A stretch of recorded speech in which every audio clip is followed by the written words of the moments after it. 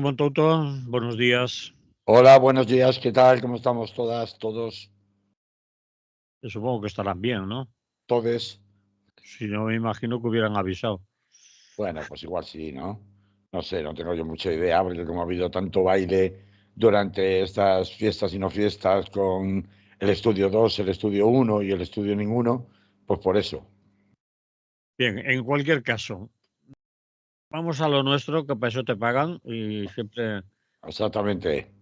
Vale. Do your work.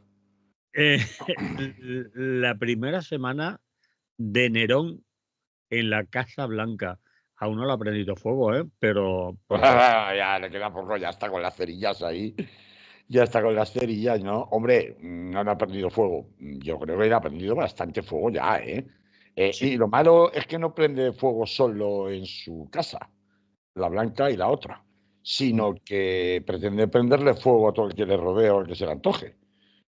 Bueno, la verdad es que lógicamente nos estamos refiriendo a la primera semana de Donald Trump como presidente de los Estados Unidos número 47 y mientras las redes y el mundo está entretenido con el saludo nazi que no era nazi, pero que parece nazi, porque claro, ya se sabe que la leche, si sale de la vaca, es blanca y sabe a leche, pues igual a partir de ahora ya no es leche, de Elon Musk, ¿no? A lo Hitler, a lo saludo nazi, mientras estamos entretenidos con esa, bueno, pues reinterpretación surrealista de lo que vemos ante nuestros propios ojos y, bueno, muchísimos medios de comunicación de todo en esa línea de rendirse, ponerse a los pies del emperador, póngame a los pies de su señora, le bailan el agua tratando de hacernos creer que lo que hemos visto no es realmente lo que ha pasado, pues mientras todo eso ocurre, durante esta semana, el señor Trump, que el primer día de su primera investidura en 2016 como presidente, firmó una sola orden presidencial. En el primer día de este segundo mandato suyo, pues firmó 26. Y la cosa ha seguido de una manera absolutamente enloquecida durante esta primera semana. Yo estoy de acuerdo con el canciller señor Scholz, que en respuesta a los exabruptos y las amenazas de Donald Trump en la conferencia de Davos, dijo que bueno, que Europa tenía que dejar de mirar menos y alterarse menos por cada amenaza o exabrupto que surgiera por Twitter por parte del señor Trump o a través de las redes sociales y que tenía que empezar a mirarse más por sí mismo. Yo estoy de acuerdo con que eso tendría que ser así, pero no es menos cierto que cuando esto salpica abierta y directamente a la política exterior norteamericana, pues uno ya no puede seguir dejando de mirar para otro lado, ¿no? Que es un poco lo que ha venido haciendo la diplomacia europea en línea a aquello de, bueno, mientras no me toque directamente a mí, mientras no nos quede más remedio, hay que llevarse bien con el primo americano, porque tenemos demasiadas vinculaciones con ellos, sobre todo en materia de seguridad e inteligencia y desde luego también en materia de dependencia energética, que ya se encargó la administración Biden de que eso fuera así con la guerra de Ucrania y las sanciones a Rusia, ¿no? Y sobre todo la suspensión de compra de gas al gigante, al oso ruso, ¿no? Pero bueno, yo creo que antes que nada convendría pegar un mínimo repaso acerca de cuál ha sido la primera semana de Donald Trump a la vuelta de la Casa Blanca, algunas medidas de las que ha adoptado, esos decretos presidenciales, creo que lleva 86. Nunca en la historia ningún presidente adoptó tantos decretos ejecutivos, muchos de ellos excediéndose abiertamente de sus propias competencias como presidente estadounidense, chocando directamente con la Constitución, chocando directamente con las competencias transferidas a los estados federales en los Estados Unidos, pues nunca ningún presidente había adoptado semejante barbaridad de medidas estrictamente presidenciales. Manolo, a mí me gustaría, si me lo permites, muy brevemente enumerar algunas de ellas, como digo, algunas que son conocidas porque han trascendido, otras pues no tanto, ¿no? Pero que son de mucho calado, ¿no? claro. Por ejemplo, retirar las credenciales a 51 funcionarios de inteligencia que habían firmado una carta sugiriendo que el asunto del portátil de Hunter Biden, el hijo de Joe Biden, parecía un montaje de desinformación rusa, lo cual está directamente relacionado también con la tremenda limpieza en una sola noche, en una purga nocturna, ese fue el titular, en el que despide al menos a 12 inspectores generales, que son precisamente los que estaban encargados, esto pasó la noche del viernes al sábado pasados, que eran funcionarios de control independientes creados por el Congreso para erradicar el abuso y la ilegalidad dentro de las agencias federales.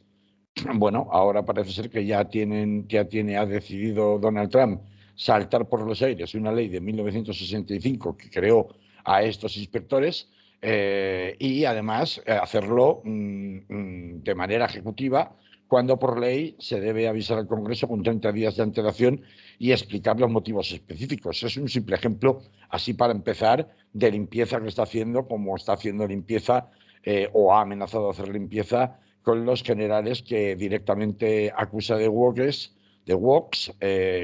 pero que en realidad son los generales que, entre otras cosas, bloquearon cuando el intento de golpe de Estado patrocinado por el propio Donald Trump en 2020, tras la victoria de Joe Biden, se negaron o hicieron de freno para evitar que el ejército se inmiscuyera en su reclamación constante y permanente de encontrarse ante unas elecciones amañadas, ¿no? Algo de lo que, como sabemos, pues ningún tribunal, por mucho que lo haya pretendido en muchísimos estados distintos, ha hecho el menor caso por la falta de fundamento evidente a dichas alegaciones, en las que sigue insistiendo, porque hay que recordar que lo repitió varias veces en sus ceremonias de proclamación, ¿no?, como presidente de investidura. Bueno, luego tropas en la frontera entre Estados Unidos y México. Esto se ha trascendido, 1.500 soldados que se dirigen a la frontera entre Estados Unidos y México con la intención de supuestamente protegerla. Esto infringe precisamente la ley Posse Comitatus, es una ley que restringe la participación militar en la aplicación de la ley solo a situaciones de guerra. Evidentemente, esto es como si yo mando ahora al ejército a patrullar las calles de Madrid o de Valencia, porque digo que bueno, pues existe una amenaza para la seguridad nacional como consecuencia de que haya habido disturbios. No, ya no, es que para eso tiene la policía, ¿no? Para eso tiene la Guardia Civil y para eso tienen a los jueces, ¿no? Luego, los indultos a los asaltantes del Capitolio el 6 de enero, que hay que recordar que había unas 1.500 personas involucradas, muchos de ellos ya condenados y en la cárcel. Esto estaba en el programa electoral de Donald Trump, pero solamente el indulto respecto a las personas que no hubieran cometido delitos de sangre, delitos de agresión.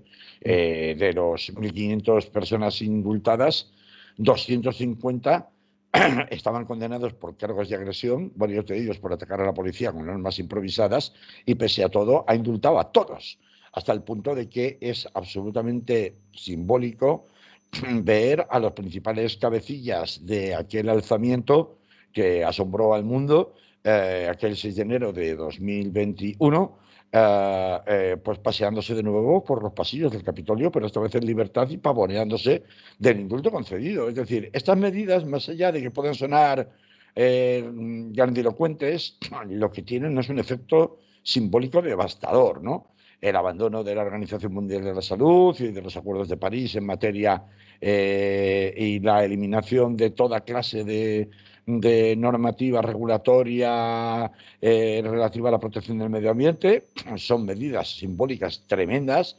El apoyo a la reivindicación bíblica de Israel sobre Palestina, sobre lo que luego vamos a hablar, todo lo que esto conlleva en relación a darle luz verde a la doctrina más sionista, más radical acerca de la limpieza étnica en Oriente Medio. Ya he mencionado la retirada del Acuerdo de París sobre cambio climático, la cancelación del programa de admisión de refugiados de una mañana a la otra, anulando no solamente el derecho de asilo y refugio en los Estados Unidos, sino anulando citas que ya estaban concedidas. Ha trascendido a nivel de grandes medios de comunicación el programa suspendido que incluía el asentamiento de más de 1.600 afganos que habían luchado con el ejército estadounidense y que ya estaban con vuelos ya programados para ir a Estados Unidos así como familiares de personal militar estadounidense en servicio activo, y esos han tenido que quedar en tierra porque se ha suspendido de un plumazo toda clase de derecho de asilo. A esto hay que unirle, es conocido, la medida, bueno, que más ampollas ha levantado, que es la prohibición de otra ley de 1965, por la cual se acordaba el derecho de nacionalidad por nacimiento en territorio, a diferencia de en España, donde existe lo que se llama el ius sanguinis, es decir, la nacionalidad te da la sangre de los padres. En Estados Unidos rige el ius solis, es decir, en la nacionalidad te lo da el derecho sobre el territorio en el que naces, de manera que hijos de inmigrantes nacidos en Estados Unidos son estadounidenses. Eran estadounidenses porque este señor, a golpe de decreto, que es lo mismo que decir a golpe de Twitter, como haría el presidente de El Salvador, de tuit, pues ha decidido por su cuenta y riesgo que, que eso a partir de ahora no rige y que por tanto me salto a la Constitución, me salto toda clase de leyes consensuadas entre el Estado federal y los Estados miembros. Y claro, esto ha provocado la respuesta instantánea de más de 22 gobernadores de distintos estados de Estados Unidos que ya, y de varios jueces que ya han declarado directamente inconstitucional esa medida, ante lo cual Donald Trump ha respondido en el estilo que ahora vamos a terminar de comentar en este bloque, que le caracteriza, ¿no? Que es con más amenazas. Bueno, quiero terminar con algunas de las medidas que ha estado acordando durante estos 7 días, como la negación de la asistencia de personas transgénero. Esta también es muy conocida. Todas las políticas, es decir, en esto se ha incluido además la abolición de las leyes que prohibían antidiscriminación, que prohibían que tanto en materia de alquileres como en materia de acceso al trabajo y a los estudios se pudiera utilizar una causa de discriminación por razón de sexo, raza o religión.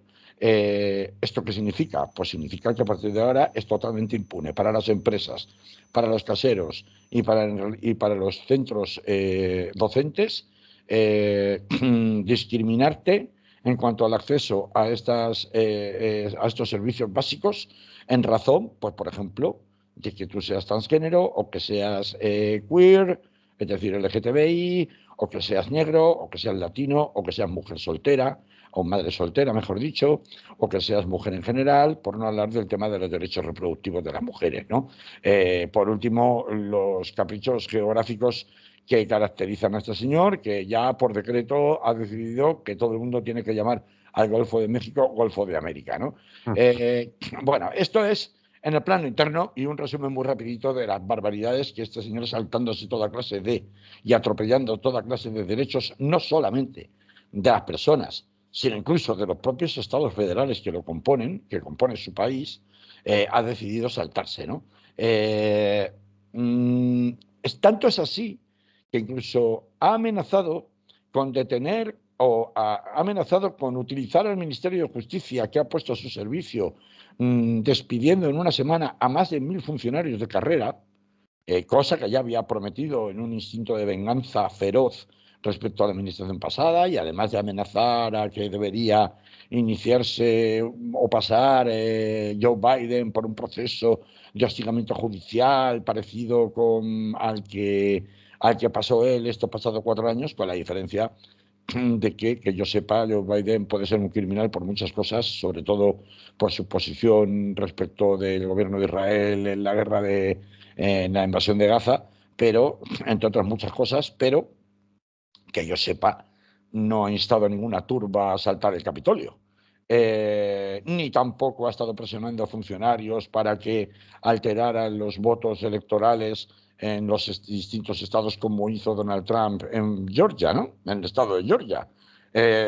Ni ha, en fin, he estado proclamando permanentemente que las elecciones que perdió habían sido trucadas. Como sea, hay varios gobernadores de distintos estados que ante decretos presidenciales tan salvajes, que durante una semana hasta el número de 86 ha llegado a proclamar este señor, se han negado a cumplir algunos de ellos. Y ante las amenazas por parte de Donald Trump de que se utilizaría el Ministerio de Justicia para perseguir a los funcionarios que no cumplieran y meterlos en la cárcel si era necesario, han contestado con que, en particular, en materia de tratos humanos degradantes en la deportación masiva de inmigrantes, estaban dispuestos a ir a la cárcel. Esto puede ser una pose, pero claro, es que aquí estamos hablando de Donald Trump y esto nos lleva a el rey de las poses, es decir, el rey de la mercadotecnia, del discurso televisado y de las grandes declaraciones para llamar la atención, hacer grandes titulares, ¿no? Entonces, hemos asistido estos días a una polémica que se supone que es un aviso para navegantes en materia de inmigración y de deportación masiva, a una disputa institucional entre el presidente de los Estados Unidos y el presidente de Colombia, Gustavo Petro. No sé si estás al corriente, Manolo, de lo que ha pasado, pero es bastante llamativo. Sí, lo hemos comentado en el día de ayer aquí en Radio Clara, incluso hemos escuchado voces de gente de allá y hemos visto lo que sucedió. Primero te envío unos aviones, no los recibes, te monto Te amenazo aranceles del 25%, tú te mantienes en la tuya por parte de Petro, te amenazo, pues si no aceptas esto será el 50% y hay que tener en cuenta, le recuerdan a Petro que el 40% de las exportaciones de Colombia son a Estados Unidos, básicamente petróleo, café, flores y demás, y al final Petro acaba aceptando y dice que bueno, que ha sido un malentendido, así leyendo por encima, ¿no? Que ha sido un malentendido, que están de acuerdo en recibir ya a los colombianos ilegales y que les envíen siempre que se tenga la dignidad en la manera de enviarlos, etcétera, etcétera. Incluso ha enviado al avión presidencial para recogerlos, etcétera. De eso es lo que nos hemos enterado por la prensa de aquí. Me imagino que habrá otras versiones y maneras de leerlo y de saber lo que ha pasado, porque aquí recibimos la información que recibimos. Claro. Esto es. Bueno, pues a ver, yo te he preguntado, a ver qué más o menos, aquí estamos al corriente, que es, bueno, pues un ejemplo muy válido de lo que la mayoría de la opinión pública de que haya tenido mínimamente conocimiento desde aquí se ha formado sobre lo que ha sucedido. Ha faltado únicamente decir que se supone que esto es un aviso para navegantes y un ejemplo evidente de lo que va a suceder con México. Me voy a saltar las advertencias a Panamá, me voy a saltar las advertencias al gobierno de Dinamarca, al que se le amenaza con que o cede a negociar la explotación de recursos con Estados Unidos, o se le va a subir sobre Groenlandia, o se le va a subir al 50% unilateralmente los aranceles. Hombre, la palabra aranceles tiene su discurso y el análisis de lo que tú, Manuel, lo mismo has contado también tiene su aquel. Hay que detenerse a pegarse una pensada, porque todos le estamos comprando el discurso a Donald Trump. Todo el tiempo le estamos comprando el discurso a Donald Trump. ¿Qué es lo que subyace de lo que has contado? Sin ninguna intención por tu parte, Manolo, porque como digo, es un muy buen denominador común de la impresión de lo que nos llega aquí, ¿no? Bueno, yo algo también muy esquemático. No es cosa tuya, no es cosa tuya. No es cosa tuya. Mira, yo me voy simplemente a un diario supuestamente progresista como El País y veo 4 noticias en relación con este mismo asunto. Una tiene por el siguiente titular: Petro cede ante Trump y aceptará deportaciones para evitar la imposición de aranceles. Eso. Otra: Colombia cede ante Trump y aceptará deportaciones tras las amenazas de fuertes aranceles. Otra: Gustavo Petro de la paz total al estado de excepción. Y estos 3 del País. Simplemente vas a Google y pones Petro cede y ya verás cómo te sale. 3 del País diciendo lo mismo, son los mismos titulares. Colombia rectifica y cede la presión de Trump, acepta la devolución de migrantes. A ver, estos 3 titulares del País están hechos por un señor que se llama Diego Quesada, que es el corresponsal desde hace tiempo en Colombia del País, y que también Juan Diego Quesada, y que también a su vez está claramente alineado con las tesis, si no uribistas, sí antipetristas, con lo cual se está trasladando un discurso que es muy conveniente para el argumentario de Donald Trump, que es el que, de hecho, ha contestado Donald Trump hoy con unas siglas en inglés que quiere decir el que se mete conmigo la paga a este asunto de Petro. Sí. El que se mete conmigo la paga. Que se va a convertir en viral el discursito por parte de todos los Trumpeters, todos los seguidores de Trump, y de todos los bots que manejan y de todos los medios de comunicación que le hacen el caldo gordo a lo que sea que el César Nerón diga desde la Roma Casablanca del imperio de hoy día. Pero esto no es así, es que esto no es verdad.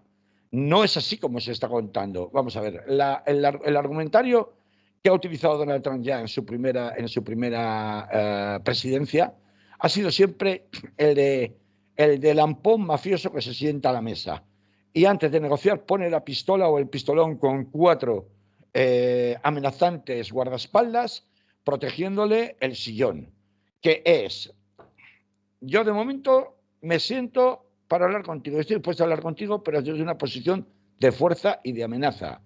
Te subo los aranceles hasta donde quiera, lo hizo con China para buscar, a partir de ahí, si no te pongo unos aranceles del 50, tú acabarás aceptando que te ponga unos aranceles por 20, que eran más que el cero que tenía antes de aranceles.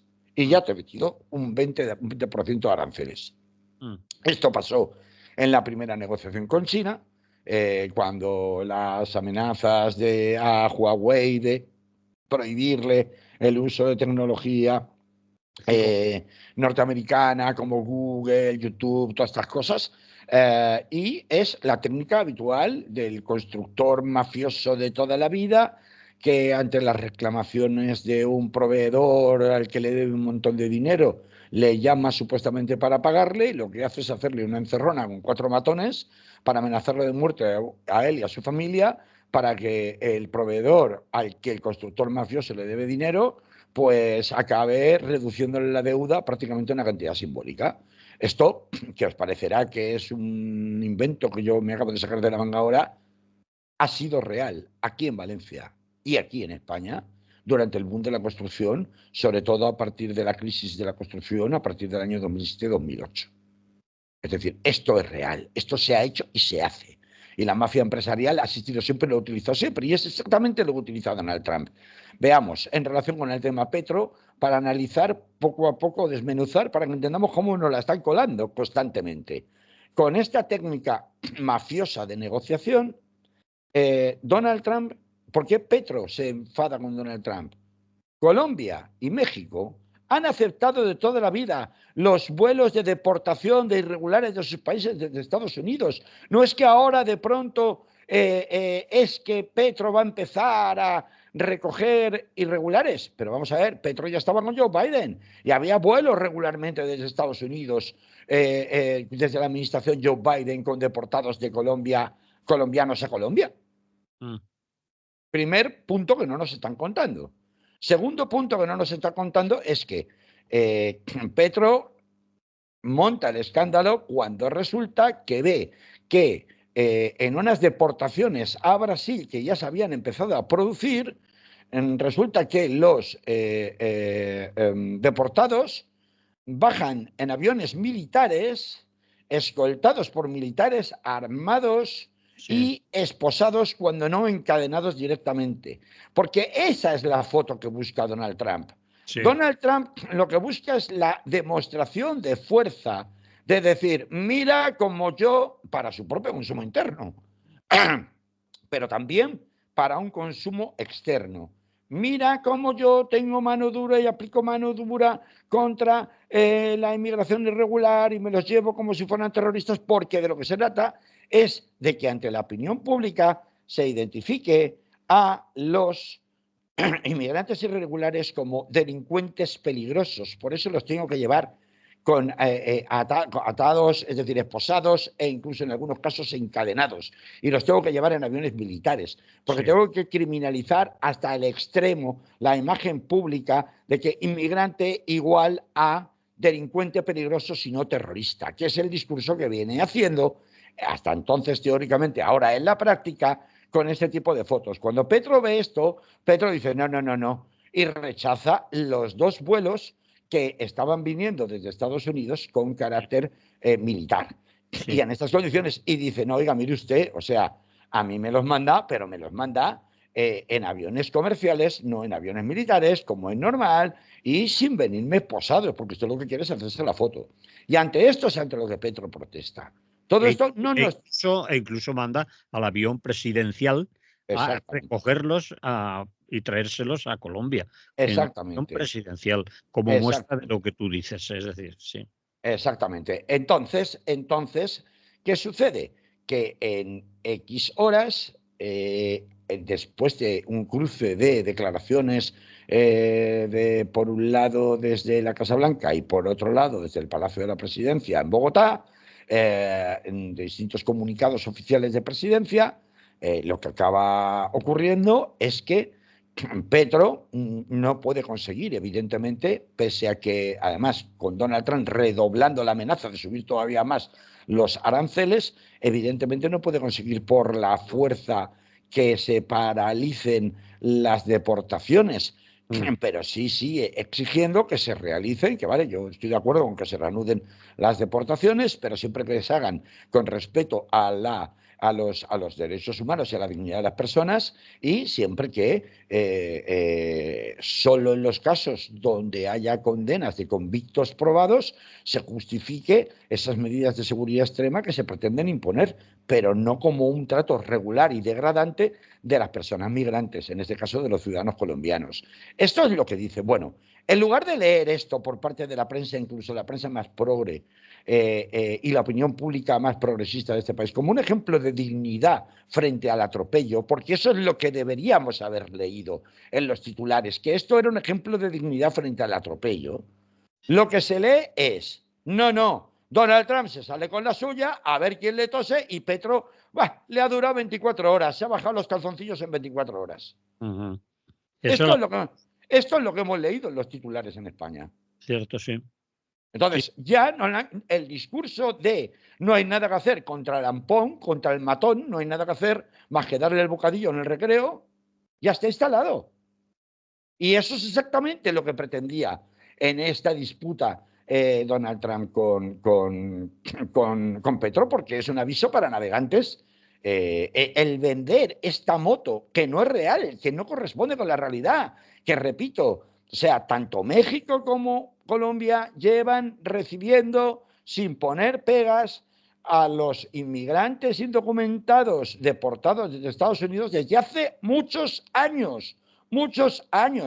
Pero una cosa es eso y otra cosa es el escarnio público al que Trump, para sus propios fines de criminalización dentro de Estados Unidos de la inmigración, pretende hacer utilizando precisamente estos vuelos de la miseria y de la vergüenza, que, como digo, totalmente militarizados, ¿no? En lugar de reforzar esto y quedarnos con esta idea, nos tragamos la contraria, que el matón puede con todo y que hay quien se le va a meterse con el matón. Y esto es un aviso para México, que espérate que empiece con México a empezar con la luchita de los aranceles y de que fíjate y de que te voy a hundir y que no necesitamos tu petróleo. México, porque a partir de nosotros, como hemos quitado todo tipo de restricciones en cuanto a las prospecciones petrolíferas, vamos a volver a sacar petróleo hasta debajo de las piedras dentro de nuestro territorio. Y si no, pues conquistaremos otros, y por ejemplo Groenlandia, y sacaremos el petróleo para que nos salga gratis de Groenlandia, ¿no? Entonces, esto es verdaderamente vergonzoso. No es vergonzoso lo que hace Donald Trump, es vergonzoso cómo nos estamos tragando las opiniones públicas del resto del mundo esta idea de que él tiene razón y además él siempre se va a salir con la suya. No, vamos a ver, si ya partimos de la base de que se va a salir con la suya, pues entonces los 22 gobernadores de los estados de Estados Unidos que están dispuestos a ir a la cárcel por encima de su cadáver, con tal de no aplicar algunas de las muchas aberraciones que pretende este señor, pues apague, vámonos. Mira, Manolo, la reescritura de la realidad, la reescritura del relato y la reescritura de la historia ya había empezado hace tiempo, pero ha empezado todavía mucho más ahora. Se está reescribiendo desde las redes sociales, se está reescribiendo constantemente a través de páginas web que replican unas a otras informaciones falsas. Por ejemplo, ahora mismo en redes sociales corre la idea, la noticia falsa creada desde las mismas webs, de que algunos personajes mediáticos del mundo del cine y de la canción se han desterrado o autoexiliado de los Estados Unidos. Por ejemplo, Robert De Niro, por ejemplo, Richard Gere, por ejemplo, Bruce Springsteen, por ejemplo, Taylor Swift, lo cual era bastante ridículo. Puedes verlo en muchas redes sociales apareciendo estas noticias. Son noticias totalmente falsas que lo que pretenden es escarnecer aquellos símbolos que se habían identificado especialmente con la posición del Partido Demócrata y frente a Donald Trump. Y esto empezó desde el mismo mes de noviembre y ahora está recrudeciendo. El presidente del Congreso, presidente republicano del Congreso, del actual Congreso de los Estados Unidos, ha creado una comisión para reescribir la historia del asalto al Capitolio, de manera que se borre de la historia oficial que Donald Trump auspició a una turba de descerebrados violentos a asaltar el Capitolio y quede como que han sido un montón de patriotas los que en el cumplimiento de su deber patriótico se levantaron frente a la iniquidad de unas elecciones robadas y mantenidas por el resto de instituciones en ese fraude electoral supuesto. Estamos en este punto ahora mismo. Así que la percepción de lo que estamos viendo y de lo que está pasando que proceda o tenga alguna conexión con Estados Unidos y el escarbar un poco con fuentes originales y no con la simple transcripción del argumentario de Donald Trump, incluso a través de los medios de comunicación en los que normalmente confiamos porque le damos una cierta pátina de progresismo, es más imprescindible hoy que nunca, porque es que nos cuelan una detrás de otra y nos la van a seguir colando. Y este ejemplo que he puesto de lo sucedido con Petro es un buen ejemplo, creo yo. Muy bien, Carlos. Pues a mí solo me queda recomendar, entre comillas, porque no me gusta hacer muchas recomendaciones, pero aquí en Radio Clara se retransmite el informativo de Democracy Now! Y tiene una información Sí, alternativa señor. desde el propio Estados Unidos, con gente que hace información desde Estados Unidos, al pie de Estados Unidos, pero muy crítica siempre con el poder, y en este caso con el poder de Trump. Así que si queréis seguirlos, no solo en Radio Clara, sino en su página web, que está más ampliada aún, es un buen lugar para hacerlo. ¿Ponemos música aquí, Pues Carlos? sí, vamos a poner un poco de música y luego seguimos.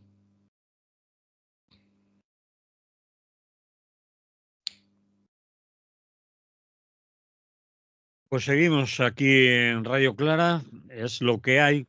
Estamos hablando con Carlos Montouto y la siguiente, aún más dura. Éxodo en Gaza, la calma antes de la tempestad. ¿Qué quieres decir? Hombre, pues primero de todo, cómo no alegrarse del rayo de esperanza que iluminaba la cara de casi 1,5 millones de personas retornando a pie con sus escasas pertenencias a sus supuestas casas en el norte de Gaza, que son imágenes sobrecogedoras que hemos visto en columnas humanas interminables al lado del mar Mediterráneo, recorriendo en dirección inversa desde los campos de refugiados del sur de Gaza hacia el centro y norte de Gaza. Muchos casos sin saber realmente que de sus casas no queda absolutamente nada y desde luego nada medianamente reutilizable. Tanto es así que bueno, se han pedido o se pretenden instalar cerca de 150.000 tiendas de campaña para albergar a todas las personas que están volviendo a sus supuestos hogares, de los que no quedan más que piedras, pues para que en definitiva sean utilizados como mano de obra gratis para desescombrar y el terreno y con lo cual presumiblemente aparecerán un número muchísimo mayor de muertos del que se conoce hasta ahora y que se cifran unos 47.000, si no estoy equivocado, 48.000, ¿no? Claro, esto que puede parecer, oye, qué bien, ¿no? Ha habido avances, ¿no?, en la negociación y parece que la cosa va un poco mejor, ¿verdad? Que podría darnos que pensar en este sentido. En cuanto escarbas un poquito, te das cuenta que no, que es solamente una parada técnica por parte de Israel. Por ejemplo, estas personas que hemos visto en esas columnas interminables de esas riadas humanas volviendo hacia el norte, pues han estado parados 6 días ante los controles militares israelíes desde que empezó la tregua, porque y la situación se ha desbloqueado porque no les permitían volver hacia el norte. Se ha desbloqueado porque Hamás ha cedido y ha hecho una liberación de momento creo que eran 4+2 o 3+3 rehenes que no estaban previstos en el acuerdo inicial de la tregua, para conseguir que Israel permitiera el regreso de los desplazados del sur al norte de Gaza. Claro, esto ya nos da que pensar que no hay ninguna intención realmente de permitir la estancia ni ninguna reconstrucción real del norte de Gaza con los palestinos en medio. Claro, a todo esto tenemos que añadirle cómo, al mismo tiempo que se producía la tregua en Gaza, se producía una ofensiva feroz en Cisjordania del ejército israelí, que solo en la última semana ha matado a 14 palestinos en una zona que no es una zona de guerra, oficialmente al menos, entre ellos una niña de 2 años, y ha expulsado de sus casas en una semana a 1.800 personas, en lo que el ejército de Israel ha bautizado como la Operación Muro de Hierro, que es el título de un célebre artículo publicado en 1923 por un líder sionista, revisionista extremo llamado Vladimir Jabotinsky, que era comandante de una organización terrorista que operó durante los años 30 y 40 e inspirador del partido Likud, ¿no?, que sabemos que es el partido dominante en el gobierno de Netanyahu y también, bueno, pues un poco el gran aglutinador de las posiciones del sionismo imperialista en la zona, desde antes de la guerra del año 48, ¿no? Que es la primera guerra expansionista o imperialista del ejército hebreo, ¿no? Claro, ves lo de Cisjordania, ves lo del Líbano, donde las hostilidades con Hezbollah ya han vuelto, y ves las declaraciones de Donald Trump diciendo primero que sería un sitio muy chulo porque hace muy buen tiempo y tiene muy buenas pistas, que está al lado del mar, la Franja de Gaza, y que total está todo para demoler, es una demolición entera, pero que ahí se podría hacer grandes negocios inmobiliarios. Y claro, uno comprende que definitivamente lo que se ha pensado siempre, que desde el río Jordán hasta el mar no va a ser Palestina, sino que va a ser el gran Israel. Lo que se ha pensado siempre, digo, desde las posiciones sionistas imperialistas más extremas, está a punto de cumplirse. Para esto hace falta terminar de hacer la limpieza étnica que no han conseguido hacer por la vía militar mediante la deportación masiva. Ya la hicieron en 1948 precisamente a Gaza. Gaza se creó precisamente por la deportación masiva de otros terrenos por parte del ejército de Israel a la población palestina. Claro. ¿Sí decías, Manolo? Nada, Ah, para acordarnos de lo que significó exactamente, aquello. exactamente, ¿no? La Natjua, ¿no? Como se diga. Bueno, pues entonces, esta propuesta que hace Donald Trump en una de sus... uno pensaría que son desvaríos, pero es que al final no puede haber tanto desvarío cuando es una sucesión constante, y esa es su mentalidad, la de, ya lo he dicho antes, la del negociante que negocia directamente bajo la coacción suprema, ¿no? Eso no es negociar, eso es coaccionar directamente, chantajear, es amenazarte con una pistola en la cabeza para que firmes lo que yo quiera que firmes, etcétera, etcétera. Entonces, cuando le estás diciendo a Jordania, oye, incluso cámbiale el nombre a Jordania y llámale la Nueva Palestina, ¿no queréis Palestina? Pues sí, pero en Jordania, no en Israel. Y le está diciendo al Sisi, al general al-Sisi, que puso Estados Unidos. Sí, Recordemos por qué está el general al-Sisi gobernando con mano de hierro en un país como Egipto, que tiene, pese a las grandes reservas de petróleo y las muchas otras reservas y riquezas naturales que tiene, es un país que demográficamente ha crecido muy fracturado y que además de esto, por tanto, afronta una crisis económica como no se recuerda en las últimas décadas y que no podría bajo ningún concepto asumir una cantidad de refugiados palestinos que pretendería Donald Trump obligar al general al-Sisi a que asumiera, porque esto desestabilizaría directamente al propio general al-Sisi, pues cuando le llamamos a Donald Trump Nerón, hay que llamarle Nerón no solamente por quemar Roma, es decir, sino porque pretende, con sus ideas locas, quemar el mundo. Entonces, quemar el mundo es que si se cumpliera, y evidentemente para eso está no solamente el gobierno de Netanyahu, sino toda bueno, todo el microcosmos de sionismo extremo, imperialista, a la derecha, a la ultraderecha, extrema derecha, supremacista, exterminadora, nazi, llámale porque se me acaban los adjetivos como quieras, de Netanyahu, aplaudiendo con las orejas las ocurrencias del señor Trump, porque evidentemente la limpieza étnica de tanto Cisjordania como Gaza se completarían definitivamente si se expulsa a todos los palestinos, los de Cisjordania a Jordania y los de Gaza a Egipto, pues eso lo que significaría sería desestabilizar por completo tanto Jordania como Egipto.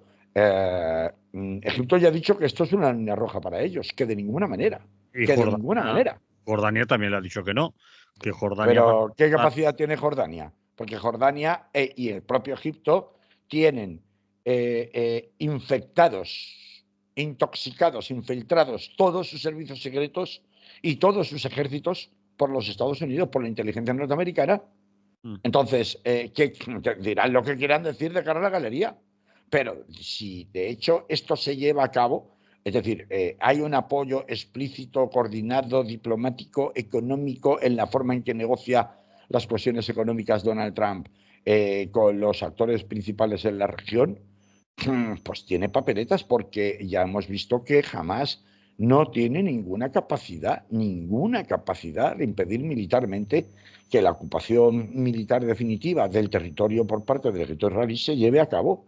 No la tiene, puede tener capacidad de resistencia tipo guerrilla, tipo emboscadas, tipo atentados, pero no tiene ni ha tenido nunca, ni ha tenido, y menos todavía ahora con una Irán debilitada y con una Hezbollah más preocupada de su propia sobrevivencia que de ayudar a sus compañeros de Hamas, y con la inacción total por parte de otros gobiernos de la región, particularmente de pues sus gobiernos opuestos en el mundo árabe, como pueden ser Emiratos Árabes y Arabia Saudí y Qatar, pues ante esa inacción es muy evidente que aquella pregunta que yo me hice en su día después de los atentados del 7 de octubre de 2023, que es si jamás había medido bien las consecuencias de la autoinmolación que había cometido con aquellos atentados,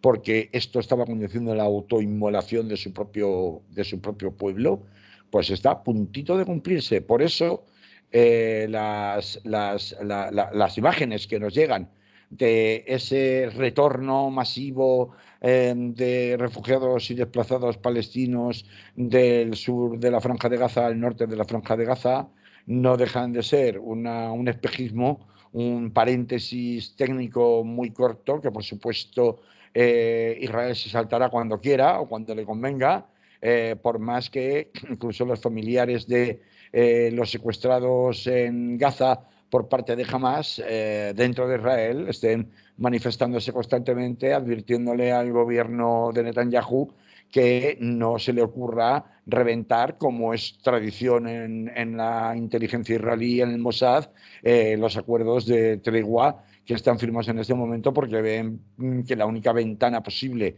como han mantenido desde siempre los familiares de los rehenes, para poder recuperar a sus seres queridos con vida es precisamente la negociación y no la mera demolición estratégica, no solo de las infraestructuras, hospitales, escuelas, centros oficiales, etcétera, etcétera, sino que, bueno, pues nos han no les ha servido para nada y que solo la negociación es la que está consiguiendo la liberación de rehenes, ¿no?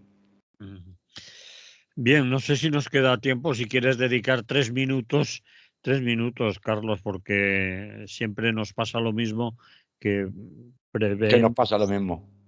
Pues 3 minutillos, sí, le dedicamos 3 minutillos. Pues claro. Vamos a ver lo que quieres decirme tú con que Pedro Sánchez anda a vueltas con el trágala. Hombre, porque el trágala es como le llaman al decreto ómnibus que no se aprobó y Sí. hemos visto a raíz de recuperarse del shock que la apuesta al menos oficial en declaraciones tanto de la vicepresidenta del gobierno Yolanda Díaz como del propio Pedro Sánchez y de sus ministros aledaños, en particular el ministro de la Presidencia, es que se va a volver a presentar el mismo decreto ley ómnibus a aprobación del Congreso que fue rechazado con los votos de Junts, el PNV y PP y Vox la pasada semana. Entonces, bueno, pues no se pregunta, oiga, ¿esto qué es exactamente?